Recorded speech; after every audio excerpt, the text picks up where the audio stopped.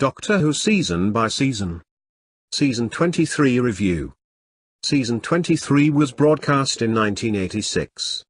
It was the second and final season to feature Colin Baker as the Sixth Doctor, the sixth season produced by John Nathan Turner, and the last season to have Eric Seward as script editor. Season 23 is one of the most troubled seasons in the history of Doctor Who, and as a result also one of the worst. 1986 saw Doctor Who in crisis. In 1985 the series had been cancelled outright, only for the BBC to backpedal and merely suspend production on the next season for a longer period of time, due to a media backlash at least partly orchestrated by JNT. But the BBC's change of heart was not exactly magnanimous. In the wake of the scandal, the corporation chief Michael Grade had publicly attacked both the series and its production team, accusing them of being tired and complacent and of the series becoming too violent. His next move was to then allow the same production team, now thoroughly demoralized by very public attacks, to return to the series with their confidence shattered and no clear direction as to what they were supposed to do with the series they had, according to the BBC, being doing the wrong thing with. The BBC's next move was to slash the series' episode count, reducing it from 13 45-minute episodes in a season to just 14 25-minute episodes, and then had the gall to try and tell the press that this therefore actually constituted more episodes. What a bunch of absolute fucktards.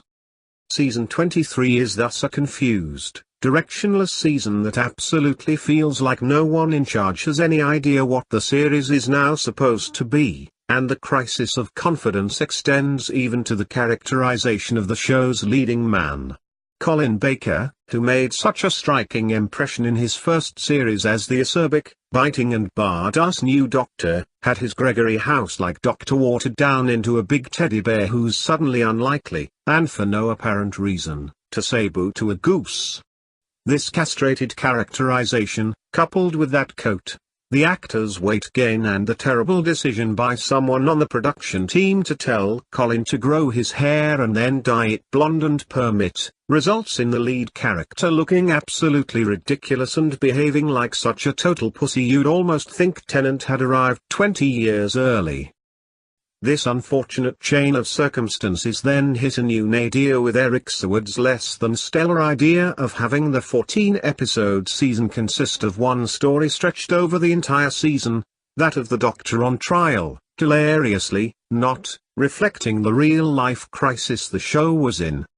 A terrible idea, and one that, frankly, JNT should have but didn't veto. This was a really bad idea, especially as doing the entire season under one title which did not reflect the various sub-stories reflected within, really must have put off the casual viewer. And I can name at least one casual viewer it did put off, namely me at the time. I was a kid and not a fan then, though I did watch the show occasionally. I have a distinct memory of watching the first episode of the season, not liking it and not watching next week, but keeping looking in Radio Times to see when the next story would start. Which it never did. I remember it getting to like part 10 or something and thinking, wow, is that story ever going to end? And then it did. And so did the series. I remember thinking that was incredibly stupid. I was a very astute child. That's all I'm saying. The season begins with parts 1 to 4. Otherwise known on the books and DVDs as The Mysterious Planet by Robert Holmes. Holmes is probably the best writer the show ever had and, based on current standards, ever will have, so starting with a tale from him must have seemed like a pretty good idea, but Holmes, possibly because he was ill and indeed would sadly die during production of this season, wasn't really on top form. The Mysterious Planet isn't a terrible script by any means, it's workmanlike and has some fun characters and good dialogue, but it's not exactly the Caves of Androzani either and doesn't really begin the much anticipated new season with a bang. It's not helped by a cheapo production, with the budget for the whole season apparently having been blown on the admittedly impressive opening shot of the Time Lord space station, and fairly indifferent direction from Nicholas Mallet. Like I said, It's not terrible and I don't really mind it, though I'd hardly call it great either. Sadly, things do not improve with the next story. Mind Warp, as parts 5 to 8 are unofficially and semi-officially known, the worst Colin Baker story and indeed one of the worst stories in the entire classic series, if not the worst. In an almost new Who-like example of decent writers suddenly falling apart when working on this season, it's written by Philip Martin, who did such a fine and interesting job with Vengeance on Vervoids just the season before, but is a complete and total mess from start to finish. Again, of course, it is not helped by the production, which is not just cheap but hideously garish and some of the worst performances of any Doctor Who story, one of which, rather disturbingly, is from Colin Baker himself. OTT Colin is usually a laugh, but here it's woefully misjudged and out of place and is a direct result of a script tangle and another behind-the-scenes crisis. Mind Warp sees the Doctor given a brain drain by mad scientist Crozier, which apparently turns him evil and he turns on Peary and starts siding with the villains. Maybe. In truth, nobody seemed clear on what the fuck was supposed to be happening, Colin included. The lead actor was baffled by the script, uncertain whether the Doctor really had gone mad as a result of the brain drain, whether he was faking it just in order to get close to and then screw over the villains, or even if the entire scenario was a fictitious creation of the Matrix and an example of the evidence being used at the Doctor's trial being tampered with to falsely show him in a bad light, as was starting to become a subplot, with the finger pointing at Chief Prosecutor de Valeyard, played with agreeably icy menace by Michael Jaston. Colin had no idea what the fuck was going on and upon trying to find out discovered that no one else did either. Philip Martin had no idea, as the whole subplot had been added by script editor Eric Seward, but Colin then found that Seward didn't know either. Or maybe he did and just wasn't telling, because it was during production of this story that things went to hell in a handbasket behind the scenes in a big way. Seward and JNT had had a fractious relationship for some time, but the mess the show was in, coupled with the unexpected death of Robert Holmes, with whom Seward had become close, apparently saw the relationship hit rock bottom and Seward walked out on the series mid-season, leaving the show with no script editor for the rest of the year. He then went and did a gobsmackingly unpleasant interview with genre magazine Starbust, in which he basically slagged off everybody associated with the show, including Colin Baker for no apparent reason, but reserving most of his venom and ire for JNT, the man who'd employed him for the previous 4 years. What a fuck up. The sheer awfulness of Mind Warp may well be one of the major consequences of this behind-the-scenes crisis, but it in no way makes any less painful to watch. Mind Warp also makes the exit of Nicola Bryant as Peary, who is given a dramatic send-off that is then completely retconned at the end of the season. Well, thanks for that then. The next story is Terror of the Vervoids by Pip and Jane Baker, returning after enjoying reasonable success with Mark of the Ranley the previous season and drafted in to write a story at a fairly late stage after a number of stories, including ones from P.J. Hammond, made as a very good lost story by Big Finish, and former script editor Christopher H. Bidmed, also a lost story, and one that very much suggests that things could very much have been worse and we really rather dodged a bullet with that one at least, fell through. Another cheap production, but this is a mildly entertaining murder and monster story that probably feels better than it is just on account of the relief you feel that you're not watching Mind Warp anymore. Terror of the Vervoids also introduces Bonnie Langford, possibly not the greatest idea for a series that looked cheap, had deliberately defanged and made its leading man look like an idiot, and was desperately trying to fend off accusations that it was past its best. Yeah, well.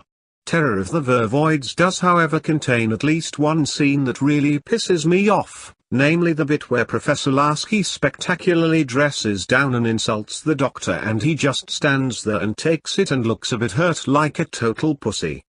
The 6th Doctor of Season 22 would have eaten the bitch for breakfast, but this emasculated clown is apparently an improvement.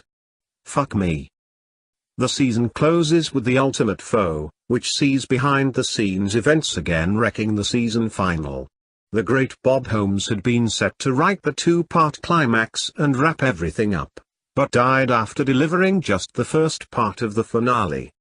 This included an utterly insane and rather demented twist that not only was the Valeyard the villain of the piece, as most people could have predicted given what and wet he was all season, but that he was in fact an evil future incarnation of the Doctor, the last in fact, come back to change time and nick all the Doctor's future lives so he has more time to be bad. What the fuck?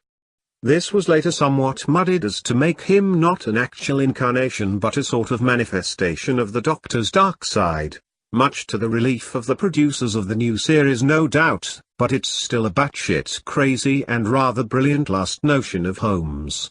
Alas, we'll never know how his version would have ended.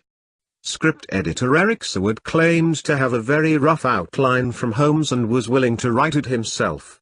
JNT agreed, only to have serious issues with the result, particularly with the decision to have an already interminable and seemingly endless 14-part story end on a fucking cliffhanger. JNT, rather understandably, thought this was a pretty stupid idea, and the ending as presented, with the Doctor possibly dead or gone for good, also didn't seem like such a bright idea given the knife edge the show was on and seemed like giving Michael Grade a bit too much of an opportunity to close the series down for good. JNT told Seward this, at which point the former script editor went apeshit and withdrew the entire script, also legally forbidding the series from using, well, any of it, including what he claimed were Holmes's original ideas for the ending. JNT was left not just with no script editor, but no ending for a 14-part fucking story. The man did the only thing he could and turned to Pip and Jane Baker, who had demonstrated they could write workable scripts at hellish deadlines, to deliver the final episode despite legally not being able to tell them anything about what was supposed to happen in it. That episode 14 is a bit of a messy anticlimax is perhaps inevitable with this shit going down. The season aired late in the year and was a ratings disaster. It is hard to credit that a relatively short hiatus, certainly no more than we're used to nowadays, could have caused such a massive fall from season 22, which had done as well as most of the Davison seasons, meaning there is little doubt that the BBC's public evisceration of the series had irrevocably damaged the brand in the eyes of the ever-fickle general public. Thus the most troubled season in the history of the program came to an end. JNT finally thought he was moving on, and Colin Baker thought he would be gearing up for a third season as the Doctor the following year. But there was one last twist in the tale. But that, as they say, is another story. In my opinion, season 23 is the worst season of the original series and gets an F from me.